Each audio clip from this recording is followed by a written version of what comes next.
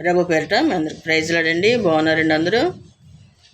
యేసుక్రీస్తు వారి మహాకృప మీకు తోడేండును గాక. ఈరోజు దేవుని వాక్యం కీర్తనలో 15వ అధ్యాయం 1, 2, 3 వచనాలు. యెహోవా నీ గుడారంలో అతిథిగా ఉండదగిన వాడెవడు? నీ పరిశుద్ధ పర్వతం మీద నివసింపదగిన వాడెవడు? యథార్థమైన ప్రవక్తను కలిగి నీతిని అనుసరించుచు హృదయపూర్వకముగా నిజము పలుకువాడే. అట్టివాడు నాలుకతో కొండెంలాడడు, తన చెలికానికి కీడు చేయడు, తన పొరుగు వాని మీద నింద మోపడు. ఆయన గుడారంలో అతిథిగా ఉండాలంటే ఎలా నడుచుకోవాలి?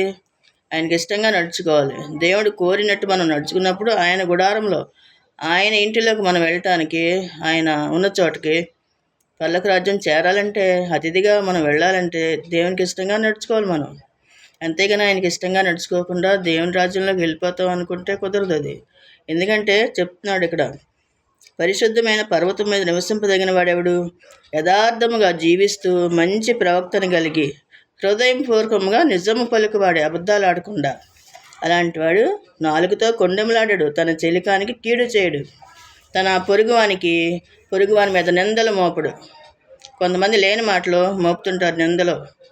అవన్నీ కూడా చూసే దేవుడున్నాడు, చూస్తుంటాడు. కానీ వీళ్ళు బాధపడుతుంటారు కదా, తీర్పు తీర్చేస్తుంటారు, చూస్తుంటారు, ఏదోటి అంటుంటారు. అవన్నీ కూడా మనం తీర్పు తీర్చకూడదు. లేని మాటలో నిందలో మోపకూడదు ఎవరి మీద కూడా. ఎందుకంటే దేవుడు చూసేవాడు ఉన్నాడు, ఆయన తీర్పు తీర్చేవాడు ఆయన. కాబట్టి మనం తీర్పు తీర్చకూడదు. కొంతమందికి తెలియక తీర్పు తీరుస్తుంటారు అన్నమాట.